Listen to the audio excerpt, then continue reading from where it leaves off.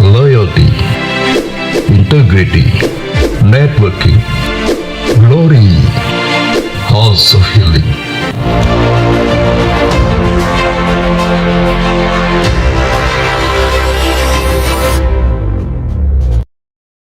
Shalom, selamat datang dan beribadah online bersama kami GBI Pondok Indah.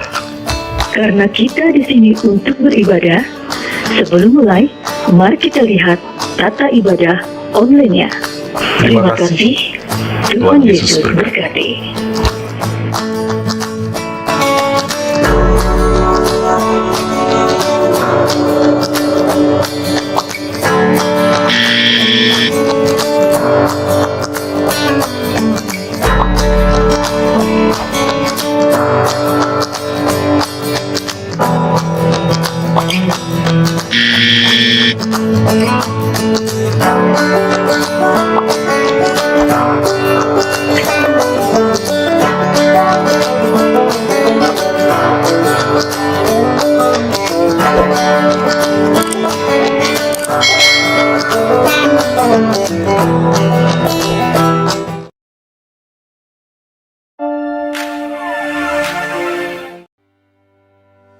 Shalom bagi Bapak Ibu Saudara-saudari yang memberikan persembahan perpuluhan atau bantuan sosial bisa memberikan melalui nomor-nomor rekening berikut ini.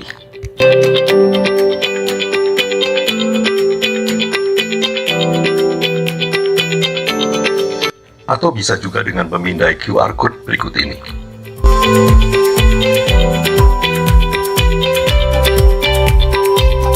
Setelah itu mohon mengirimkan tanda bukti transfer melalui WhatsApp untuk administrasi ke Ibu Yanti, Sekretariat.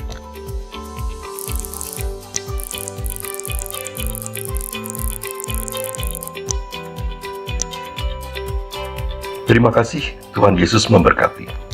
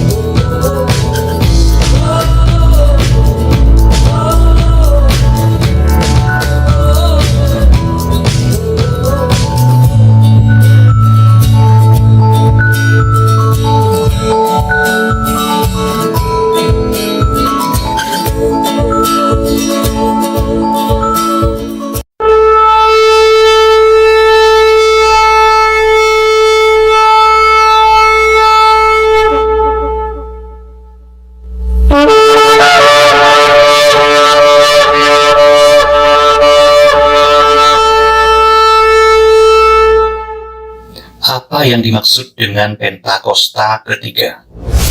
Pentakosta ketiga adalah pencurahan Roh Kudus yang dahsyat di zaman now, melebihi yang terjadi di Azusa Street. Pentakosta ketiga akan mengakibatkan penuaian jiwa yang terbesar dan yang terakhir sebelum Tuhan Yesus datang kembali. Pentakosta ketiga akan membangkitkan generasi Yeremia, yaitu anak-anak muda yang dipenuhi Roh Kudus, cinta mati-matian kepada Tuhan Yesus, tidak kompromi terhadap dosa, dan akan bergerak untuk memenangkan jiwa. Pentakosta ketiga lahir di Indonesia dan bergerak ke bangsa-bangsa. Gerakan ini dari timur ke barat dan akan kembali ke Yerusalem. Pentakosta ketiga akan memberikan kuasa untuk menyelesaikan amanat agung, dan setelah itu Tuhan Yesus datang kembali.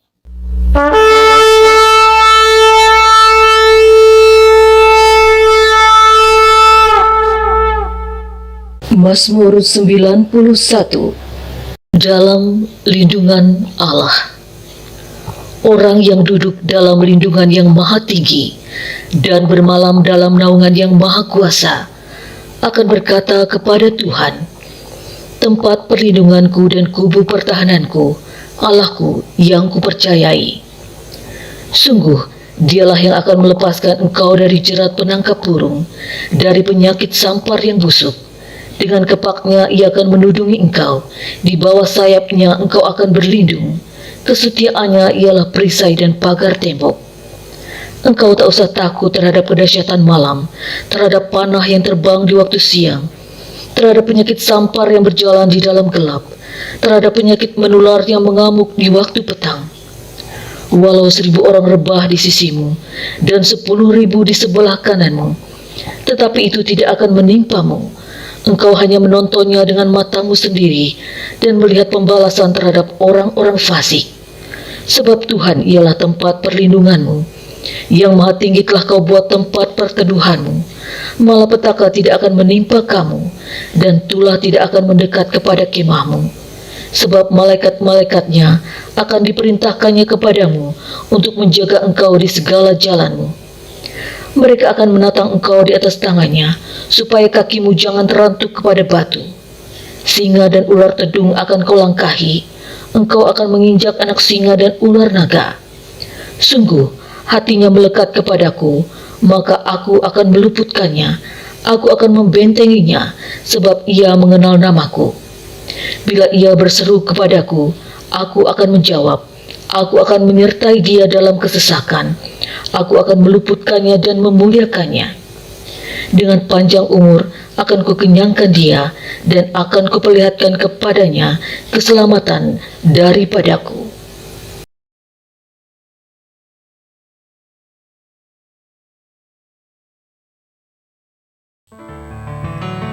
Shalom Bapak Ibu dikasih Tuhan, Shalom, haleluya. Allah kita Allah yang dahsyat, amin. Perbuatannya ajaib dalam setiap kita. Kita akan memulai ibadah online kita GBI Pondok Indah Rayon 1A pagi hari ini. Saya undang Bapak Ibu, mari kita sama-sama bangkit berdiri, kita berdoa. Hoyarabataka shikyara bara shanda. Hurabataka shikyara bara shanda bara. Kami mau menyembah-Mu pagi hari ini Tuhan. Kami undang Engkau hadir di tengah-tengah kami. Engkau yang melawat setiap kami ya Tuhan, dari awal pertengahan sampai akhir. Ambil alih ibadah ini di dalam nama Tuhan Yesus. Malah pengurapan-Mu turun atas setiap kami. Dan satu-satunya yang kami sembah hanya Engkau ya Tuhan. Di dalam nama Tuhan Yesus Kristus, haleluya. Amin. Silakan duduk Bapak Ibu. Haleluya. Syarabataka syandara bara ya syarabara. Saat ku menyembah-Mu, Roh-Mu bekerja.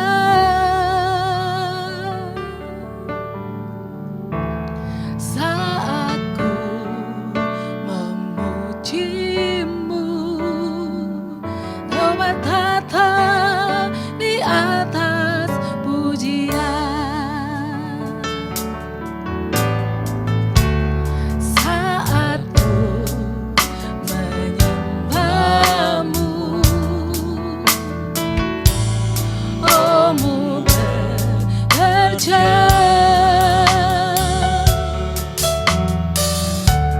Saat ku memuji-Mu, Kau bertata di atas pujian. Ku angkat hatiku, ku pandang kekudusan-Mu. Saat ku sembah, ku puji-Mu, ku rasakan kehadiran-Mu Tuhan. Mari jemaat Tuhan katakan bersama saya. Saat ku menyembah-Mu, Roh-Mu bekerja.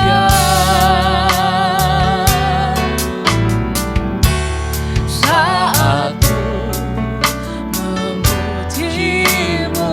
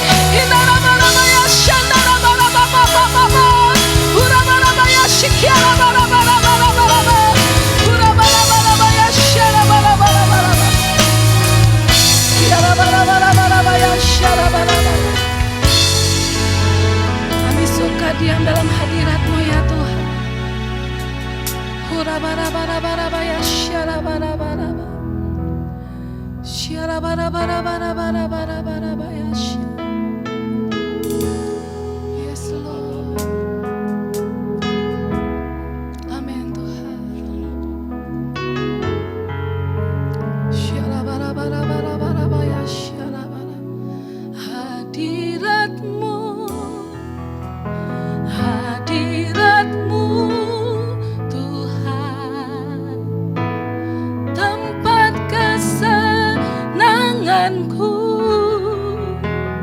menyembahmu, menyembahmu Tuhan. Ini kesukaanku, hadiratmu, hadiratmu Tuhan, tempat kesenanganku, menyembahmu, menyembahmu Tuhan. Ini kesukaanku, hadiratmu, hadiratmu, hadiratmu Tuhan, tempat kesenanganku, menyembahmu, menyembahmu Tuhan. Ini kesukaanku, katakan hadiratmu, hadiratmu, hadiratmu Tuhan, tempat kesenanganku, menyembahmu, menyembahmu Tuhan. Ini kesukaan, katakan hadiratmu, hadiratmu Tuhan, tempat kesenanganku, menyembahmu, amin, menyembahmu Tuhan. Ini kesukaanku,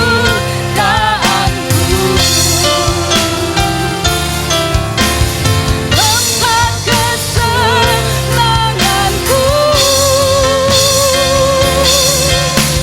ini kesukaanku,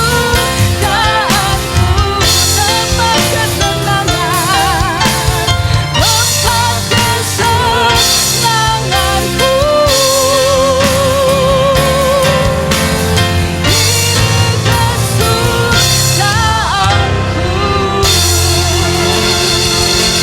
Haleluya, haleluya, haleluya. Terima kasih Tuhan, bila kami tetap diam dalam hadirat-Mu, menjadi kesukaan kami ya Tuhan. Di dalam nama Tuhan Yesus Kristus, mari kita yang percaya bersama saya katakan amin. Haleluya, haleluya.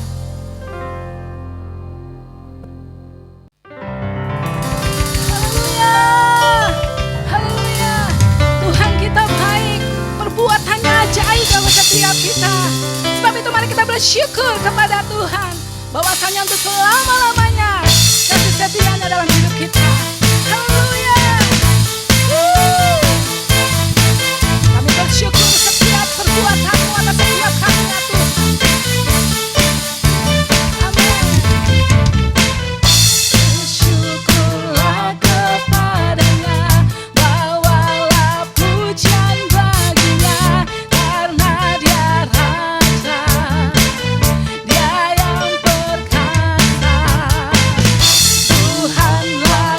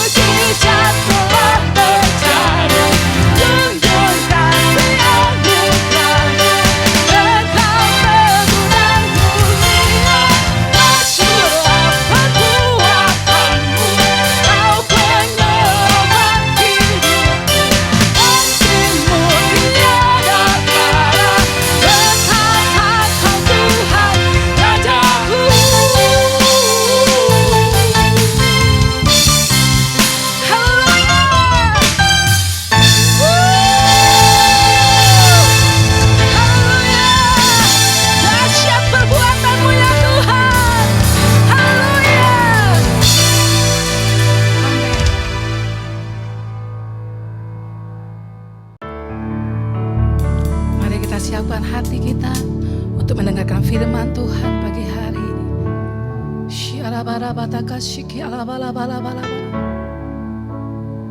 Terima kasih ya Tuhan untuk setiap kebaikan Tuhan dalam hidup kami, untuk setiap perbuatan-Mu yang besar, untuk setiap anugerah-Mu dalam hidup kami ya Tuhan.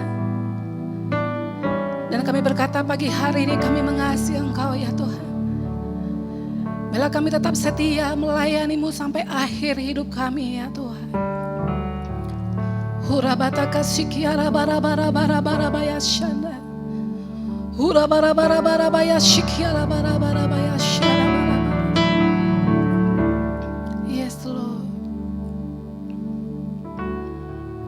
Ku tetap cinta,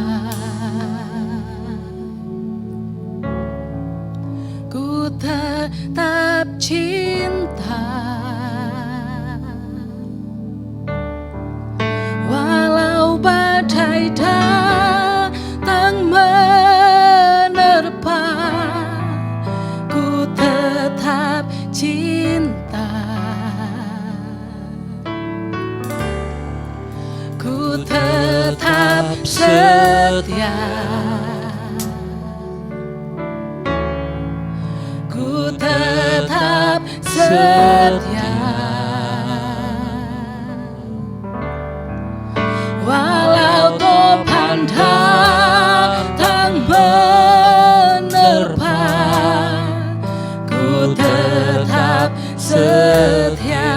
Terlalu banyak yang Tuhan beri, terlalu banyak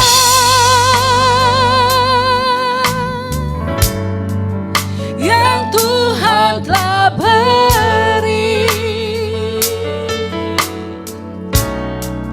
takkan mungkin ku balas dari apa yang ku miliki.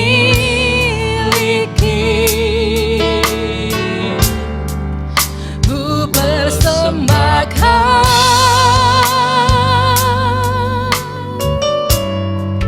seluruh hidupku, dan ku tetap cinta, biar ku tetap setia untuk selama-lamanya. Katakan, ku tetap cinta kepadamu ya Tuhan. Tetap cinta, Ku tetap cinta, walau badai datang menerpa, ku tetap cinta, ku tetap setia, ku tetap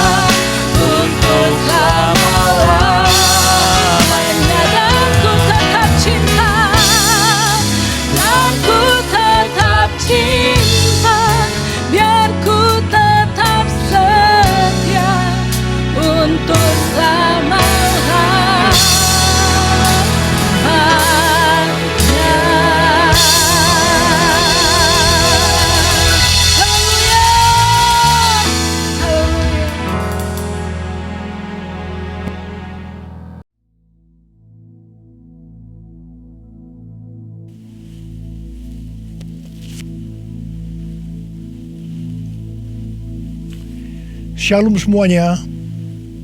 Tahun 2021 adalah tahun integritas, the year of integrity. Menurut Westminster Dictionary of Theological Terms, integritas adalah istilah teologis untuk menunjukkan kemurnian dan kejujuran sebagaimana manusia diciptakan dalam rupa dan gambar Allah. Setelah manusia jatuh ke dalam dosa, maka gambar dan rupa Allah itu menjadi rusak.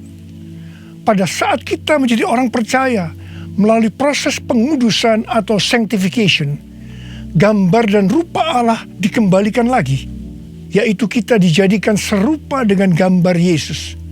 Oleh karena itu, kita harus mau diproses oleh Allah. Panutan kita untuk menjadi orang yang berintegritas adalah Tuhan Yesus, sebab dialah the man of integrity. Dalam Matius 22 ayat 16 dituliskan bahwa sekalipun ahli Taurat dan orang Farisi berniat menjerat Tuhan Yesus, ternyata tanpa disadari mereka justru mengakui integritas Tuhan Yesus dengan berkata, "Guru, kami tahu Engkau adalah seorang yang jujur dan dengan jujur mengajar jalan Allah, dan Engkau tidak takut kepada siapapun juga, sebab Engkau tidak mencari muka."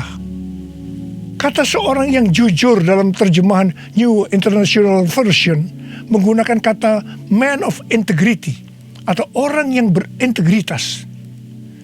Seorang yang jujur atau yang berintegritas itu artinya apa yang ada di dalam hatinya, di pikirannya, yang diucapkannya dan yang dilakukannya itu sama, selaras dengan pikiran Tuhan. Seorang yang berintegritas itu karena dia mengasihi dan takut akan Tuhan. Dan Tuhan memberikan berkat kepada orang yang berintegritas, seperti yang terdapat dalam Mazmur 25 ayat 12-14 yang berkata, "Siapakah orang yang takut akan Tuhan? Kepadanya Tuhan menunjukkan jalan yang harus dipilihnya. Orang itu sendiri akan menetap dalam kebahagiaan, dan anak cucunya akan mewarisi bumi. Tuhan bergaul karib dengan orang yang takut akan Dia, dan perjanjiannya diberitahukannya kepada mereka." Haleluya! Seorang yang berintegritas bukan seperti ahli-ahli Taurat dan orang Farisi. Dalam Matius 23 ayat 1 sampai dengan 36, Tuhan Yesus berkata bahwa ahli-ahli Taurat dan orang-orang Farisi telah menduduki kursi Musa. Sebab itu, turutilah dan lakukanlah segala sesuatu yang mereka ajarkan kepadamu. Tetapi janganlah kamu turuti perbuatan-perbuatan mereka, karena mereka mengajarkannya tetapi tidak melakukannya. Tuhan Yesus berkata bahwa ahli Taurat dan orang Farisi adalah orang yang munafik. Di sebelah luar mereka tampaknya benar di mata orang, tetapi di sebelah dalam mereka penuh kemunafikan dan kedurjanaan. Tuhan Yesus berkata kepada ahli Taurat dan orang Farisi, "Hai kamu ular-ular, hai kamu keturunan ular beludak, bagaimanakah mungkin kamu dapat meluputkan diri dari hukuman neraka?" Saya juga akan mengingatkan kepada kita semua, terutama kepada para pengkhotbah, para guru, juga para pengajar. Kalau saudara mengajarkan kebenaran firman Tuhan dan itu belum saudara lakukan, lebih baik dengan jujur diakui. Tahun 2021 menurut kalender Ibrani adalah tahun 5781 yang disebut juga sebagai tahun P Aleph, yang artinya 81. P atau angka 80 menggambarkan sebuah mulut. Tuhan Yesus mengingatkan kita dalam Matius 12 ayat 36 dan 37. "Tetapi aku berkata kepadamu, setiap kata sia-sia yang diucapkan orang harus dipertanggungjawabkannya pada hari penghakiman. Karena menurut ucapanmu engkau akan dibenarkan, dan menurut ucapanmu pula engkau akan dihukum." Salah satu arti dari kata sia-sia adalah berdusta. Kalau kita mengajarkan kebenaran tetapi tidak dilakukan, itu sama saja dengan berdusta. Amsal 6 ayat 16 dan 17 berkata bahwa dusta itu perkara yang dibenci Allah. Amsal 11 ayat 1 berkata, neraca serong adalah kekejian bagi Tuhan, tetapi ia berkenan akan batu timbangan yang tepat. Neraca serong bisa diartikan sebagai berdusta, dan itu merupakan kekejian bagi Tuhan. Dalam Yakobus 2 ayat 17 dikatakan bahwa iman tanpa perbuatan pada hakikatnya adalah mati. Jadi kalau kita percaya kebenaran firman Tuhan, kita perkatakan tetapi tidak dilakukan, pada hakikatnya mati. Dan itu dilakukan oleh orang yang tidak berintegritas. Karena itu, saya mengajak saudara agar kita semua menjadi orang yang berintegritas. Mazmur 15 ayat 1 berkata, Tuhan, siapakah yang boleh menumpang dalam kemahmu? Siapa yang boleh diam di gunungmu yang kudus? Salah satu syaratnya adalah seperti yang terdapat dalam Mazmur 15 ayat 4 bagian B, yang diperuntukkan bagi orang yang berpegang pada sumpah meskipun rugi. Seorang yang berintegritas akan tetap berpegang pada sumpah meskipun rugi.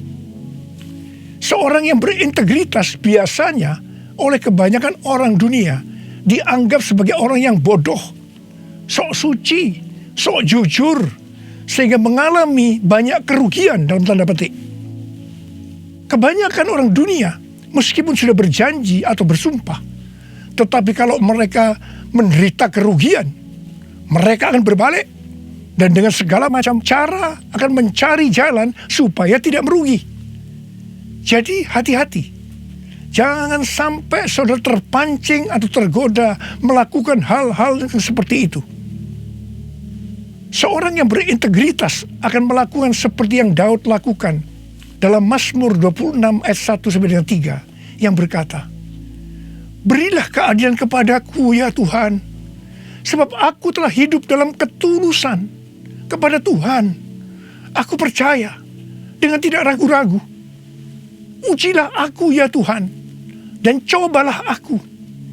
Selidikilah batinku dan hatiku, sebab mataku tertuju kepada kasih setiamu, dan aku hidup dalam kebenaranmu.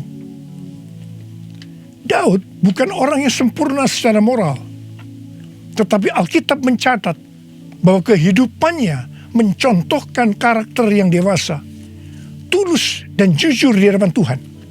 Jadi Daud adalah orang yang berintegritas. Daud berani berkata kepada Tuhan, ujilah aku ya Tuhan, dan cobalah aku. Selidikilah batinku dan hatiku, sebab mataku tertuju pada kasih setiamu, dan aku hidup dalam kebenaranmu. Saya teringat di awal pelayanan saya, Tuhan memberikan kepada saya sebuah lagu tentang ujilah aku. Ujilah aku Tuhan,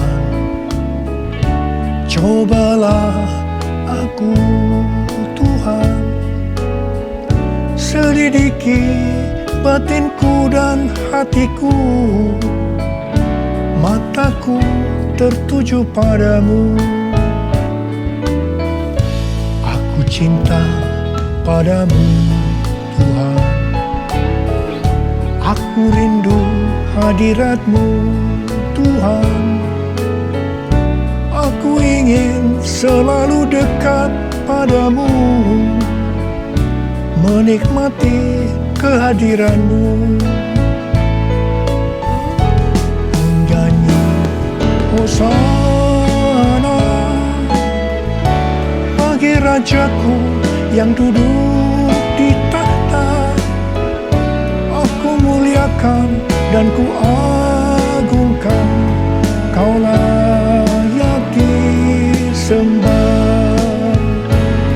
Kau layak disembah, Kau layak disembah.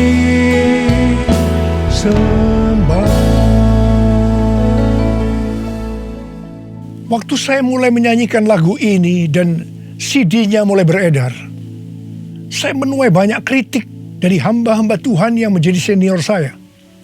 Mereka berkata, kok berani-beraninya Niko menyanyi lagu seperti ini? Saya berkata, bukankah ini ada di Alkitab yang dinyanyikan oleh Daud? Tetapi mereka tetap tidak bisa menerimanya. Terus terang saya kaget. Saya tidak pernah berpikir bahwa beliau-beliau itu mempunyai pikiran yang seperti itu. Saya menyanyikan lagu ini dengan satu pengertian, bahwa saya siap diuji oleh Tuhan. Dan itu saya lakukan sejak awal pelayanan saya. Mungkin ada di antara saudara yang tidak berani menyanyikan lagu ini. Saya pernah mendengar orang yang berkata, itu kan Pak Niko yang berani. Kalau saya sih belum berani. Saya hanya akan mengingatkan kepada saudara bahwa Tuhan Yesus menghendaki agar kita hidup sebagai seorang yang berintegritas. Seorang yang hidupnya jujur dan tulus di hadapan Tuhan. Mari, saya mau ajak saudara untuk menyanyikan lagu ini bersama saya.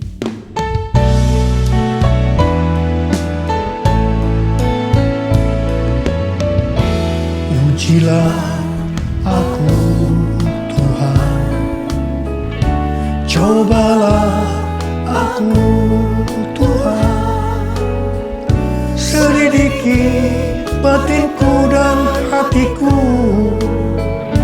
mataku tertuju padamu. Aku cinta padamu, Tuhan, aku rindu hadirat-Mu, Tuhan. Aku ingin selalu dekat padamu, menikmati kehadiran-Mu. Ku nyanyi Hosana bagi Rajaku yang duduk di tahta. Aku muliakan dan ku agungkan, Kau layak disembah, Kau layak disembah, Kau layak disembah.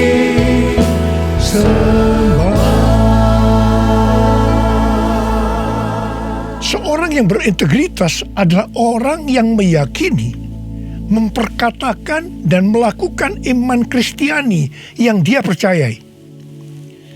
Sejak tahun 2018, melalui nubuatan C.D. Jacob, Tuhan menunjuk gereja kita sebagai messenger dari Pentakosta ketiga.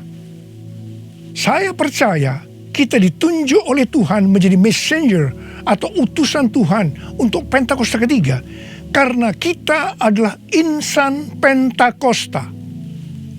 Sebagai orang yang berintegritas, maka kita akan memperkatakan dan melakukan apa yang kita percayai, yaitu apa yang ada di dalam hati dan pikiran kita.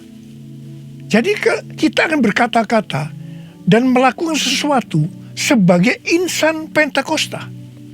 Karena itu kita harus mengenal identitas sebagai insan Pentakosta. Dari zaman Azusa Street yang disebutkan sebagai Pentakosta kedua sampai dengan saat ini, bahwa kegerakan Pentakosta secara garis besarnya terdiri dari 3 grup besar. Yang pertama Pentakosta klasik, yang kedua harismatik, dan yang ketiga neo-harismatik. Jumlah total dari 3 grup ini menurut survei di tahun 2019 ada 698 juta orang, yang berarti sekitar 27% dari total kekristenan. Sinode Gereja Betel Indonesia atau GBI, di mana gereja kita termasuk di dalamnya, adalah grup Pentakosta klasik, seperti yang terlihat dalam pengakuan iman GBI. Ciri khas dari Pentakosta klasik adalah doktrin baptisan Roh Kudus dengan 5 pilar teologi Pentakosta, yaitu yang pertama keselamatan, yang kedua kekudusan, yang ketiga baptisan Roh Kudus, yang keempat kesembuhan ilahi, dan yang kelima kedatangan Tuhan Yesus untuk kali yang kedua dengan segera. Sejak sebelum dunia ini dijadikan, Allah berinisiatif menyediakan keselamatan bagi semua orang. Allah memanggil kita kepada keselamatan melalui Injil, dan kita menerima kasih karunia-Nya secara gratis melalui respon iman kita.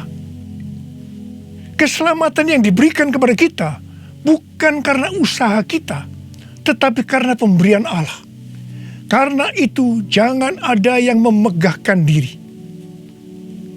Pada waktu kita percaya kepada Tuhan Yesus sebagai Tuhan dan Juru Selamat kita bertobat dan kita mengalami kelahiran baru. Kelahiran baru adalah awal perjalanan rohani kita di dalam Kristus.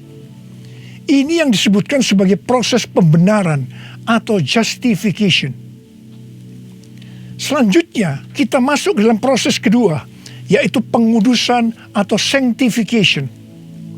Dalam proses ini, kita dikuduskan terus-menerus oleh Roh Kudus dan firman Allah, disertai proses-proses yang menyakitkan bagi kedagingan kita.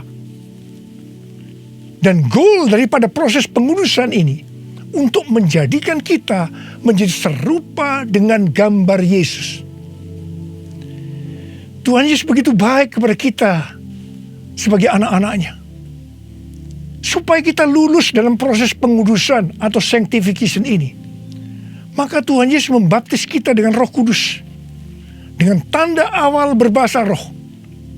Selain itu, sebagai penyembuh atau pembuat mujizat, Tuhan Yesus selalu siap untuk memberikan kesembuhan dan mujizat kepada kita yang membutuhkan, yang sedang berada dalam proses pengudusan atau sanctification.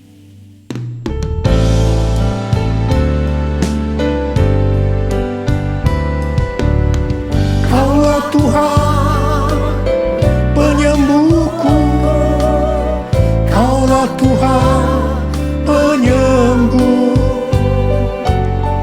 Kau berfirman dan sembuhkanku. Kaulah Tuhan penyembuh. Kaulah Tuhan penyembuhku. Kaulah Tuhan penyembuh. Kau berfirman dan sembuhkanku. Kaulah Tuhan penyembuh. Proses terakhir dari proses keselamatan ini adalah proses glorification atau proses pemuliaan, di mana orang-orang yang menjadi serupa dengan gambar Yesus yang akan ikut dalam pengangkatan pada waktu Tuhan Yesus datang yang kedua kalinya di awan-awan. Kita percaya kedatangan Tuhan Yesus secara tiba-tiba dan dengan segera. Kita diingatkan melalui Filipi 2 ayat 12 dan 13 yang pada prinsipnya berkata, kerjakanlah keselamatanmu dengan takut dan gentar, karena Allah lah yang mengerjakan di dalam kamu baik kemauan maupun pekerjaan menurut kerelaannya. Baptisan Roh Kudus adalah bagian yang paling penting dari 5 pilar teologi Pentakosta, yang sekaligus menjadi bagian sentral dari seluruh pengajaran insan Pentakosta. Kita percaya bahwa setiap orang percaya yang telah disucikan hatinya dapat mengalami baptisan Roh Kudus dengan tanda awal berbahasa roh. Tujuan dari baptisan Roh Kudus ini adalah agar pengurapan di dalam pelayanan lebih maksimal. Karena baptisan Roh Kudus ini memiliki 2 fungsi, yaitu supaya kita lebih intim dengan Tuhan Yesus dan akan memberikan kuasa untuk menyelesaikan amanat agung. Dalam Matius 12 ayat 31 dan 32, Tuhan Yesus berkata, sebab itu aku berkata kepadamu, segala dosa dan hujat manusia akan diampuni, tetapi hujat terhadap Roh Kudus tidak akan diampuni. Apabila seorang mengucapkan sesuatu menentang anak manusia, ia akan diampuni. Tetapi jika ia menentang Roh Kudus, ia tidak akan diampuni. Di dunia ini tidak, dan di dunia yang akan datang pun tidak.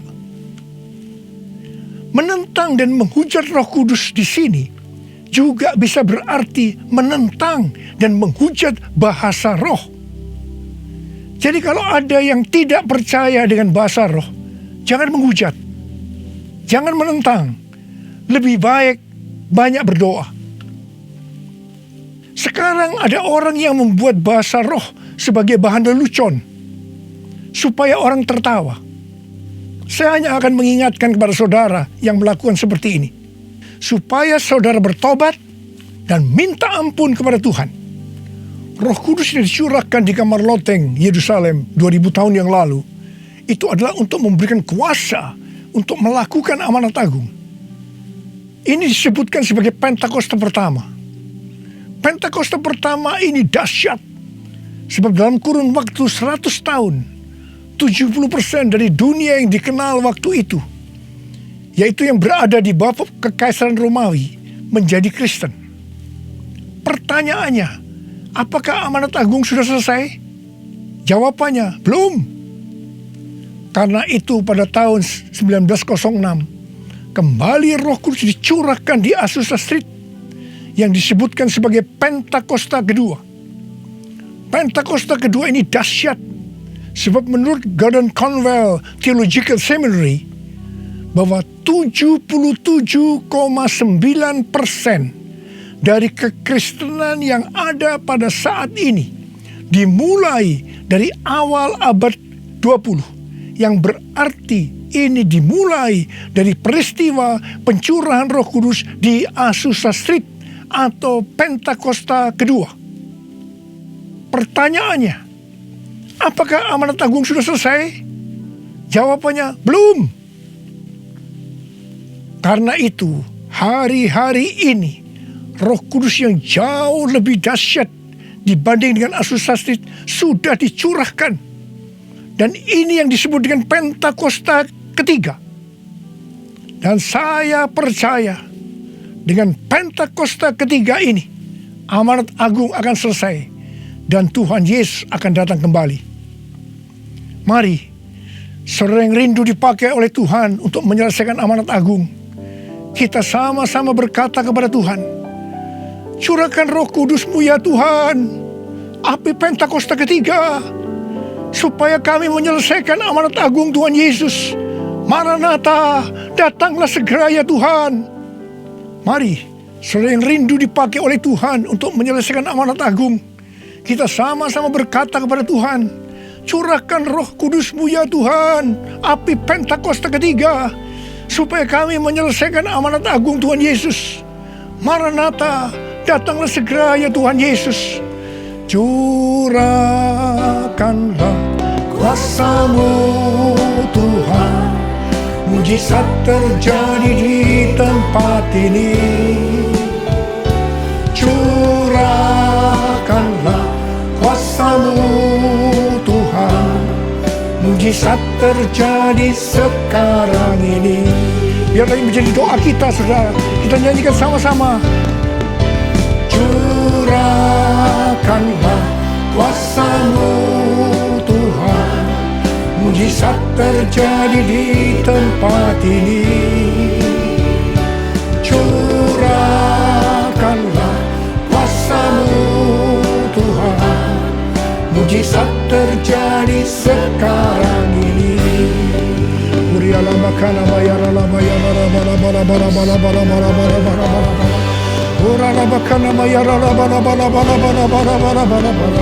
Curahkan ya Tuhan, curahkan Roh-Mu ya Tuhan, penuhi anak-anak-Mu dengan Roh-Mu, penuhi mereka ya Tuhan, berikan kami kuasa untuk menyelesaikan amanat agung Tuhan Yesus. Terima.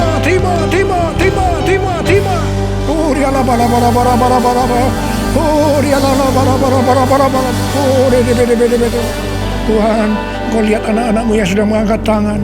Kamu percaya Engkau memelihara mereka, Engkau menjaga mereka dalam masa pandemi COVID-19 ini Tuhan. Bapa, hamba berdoa buat mereka, tidak ada seorang pun yang sakit. Hamba berdoa tidak ada yang berkekurangan, semua dicukupkan, malah berkelimpahan dalam hal yang baik. Oh Rama, terimalah berkat Tuhan, terimalah perlindungan Tuhan, terima perlindungan Tuhan, terima berkat Tuhan. Curahkanlah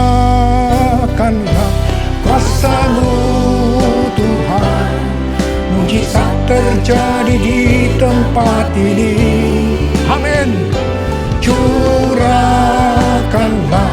kuasa-Mu Tuhan, mujizat terjadi sekarang ini. Mujizat terjadi sekarang ini.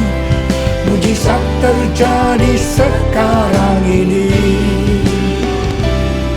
Mujizat terjadi sekarang ini.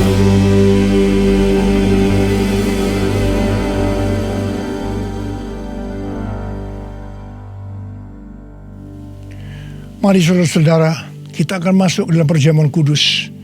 Kita akan mengingat ayat ini. Sebab setiap kali kamu makan roti ini dan minum cawan ini, kamu memberitakan kematian Tuhan sampai Ia datang. Perjamuan kudus ini adalah perjamuan Tuhan Yesus sendiri. Setiap kali kita masuk dalam perjamuan kudus, Tuhan Yesus selalu berkata, biarlah ini menjadi peringatan akan daku. Karena itu mari, arahkan hati kita kepada kebaikan Tuhan. Kita akan mengingat kebaikan Tuhan. Mari kita tundukkan kepala. Bapa, siapakah kami ini sebelum kami mengenal Engkau? Kami semua orang berdosa. Upah dosa adalah maut, mati. Tapi Engkau tidak berdosa, telah dijadikan dosa oleh karena kami. Engkau harus turun dari surga mulia, menjelma menjadi manusia, untuk mati menggantikan kita semua. Dengan penderitaan yang luar biasa. Betapa baiknya Engkau Tuhan, betapa baiknya Engkau Tuhan. Engkau jadikan kami sebagai anak-anak-Mu. Engkau tuntun, Engkau berkati, Engkau sembuhkan kami. Engkau tegur juga kalau kami salah. Itu Engkau ya Abah. Itu Engkau ya Abah. Saudara, Tuhan akan memberkati saudara melalui perjamuan kudus ini. Tapi Tuhan berkata kepada kita, agar kita makan dan minum dengan cara yang benar. Oleh karena itu masing-masing berdoa. Introspeksi, lihat keadaan diri masing-masing. Jangan menyimpan dosa. Kalau ada dosa yang Tuhan ingatkan saat ini, langsung minta ampun. Katakan, ampuni saya Tuhan, ampuni saya, akui di hadapan Tuhan. Jangan sembunyikan dosa itu, supaya engkau diberkati Tuhan. Kau melihat anak-anakmu sedang berdoa minta ampun Tuhan. Ampuni anak-anakmu, ampuni kami semua ya Tuhan, ampuni. Sekarang ya Tuhan, kami akan masuk dalam perjamuan kudus ini dengan hati yang penuh ucapan syukur. Dalam nama Yesus kami berdoa. Amin. Sekarang saudara, mari kita angkat roti di tangan kanan saudara tinggi-tinggi. Sebab apa yang telah kuteruskan kepadamu telah aku terima dari Tuhan. Yaitu bahwa Tuhan Yesus pada malam waktu Ia diserahkan mengambil roti. Dan sesudah itu Ia mengucap syukur atasnya. Ia memecah-mecahkannya dan berkata, inilah tubuhku yang diserahkan bagi kamu. Perbuatlah ini menjadi peringatan akan aku. Sudah dikasih Tuhan. Bukankah roti yang kita pecah-pecahkan ini adalah persekutuan kita dengan tubuh Kristus? Mari kita makan dalam nama Yesus.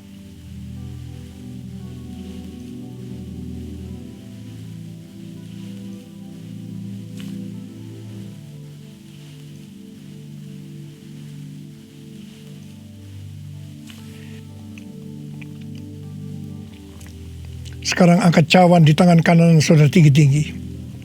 Demikian juga yang mengambil cawan sesudah makan lalu berkata, cawan ini adalah perjanjian baru yang dimeteraikan oleh darahku. Perbuatlah ini setiap kali kamu meminumnya menjadi peringatan akan aku. Sudah dikasih Tuhan, bukankah cawan pengucapan syukur yang atasnya kita ucapkan syukur adalah persekutuan kita dengan darah Yesus? Mari kita minum dalam nama Yesus.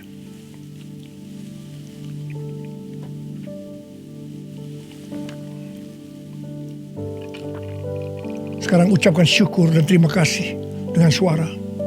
Jangan diam. Oh ya Tuhan, terima kasih. Terima kasih ya Tuhan. Terima kasih. Ora la bayara la bashandara gala bayara la bayara. Oh, terima kasih Tuhan, terima kasih ya Tuhan, terima kasih. Oh, terima kasih ya Tuhan. Terima kasih Yesusku, terima kasih Yesusku. Puji syukur hanya bagi Tuhanku. Terima kasih Yesusku, terima kasih Yesusku. Puji syukur hanya bagi Tuhanku. Terima kasih, terima kasih Yesusku, terima kasih Yesusku. Puji syukur hanya bagi Tuhanku. Terima kasih Yesusku, terima kasih Yesusku. Puji syukur hanya bagi Tuhanku. Puji syukur hanya bagi Tuhanku. Puji syukur hanya bagi Tuhanku.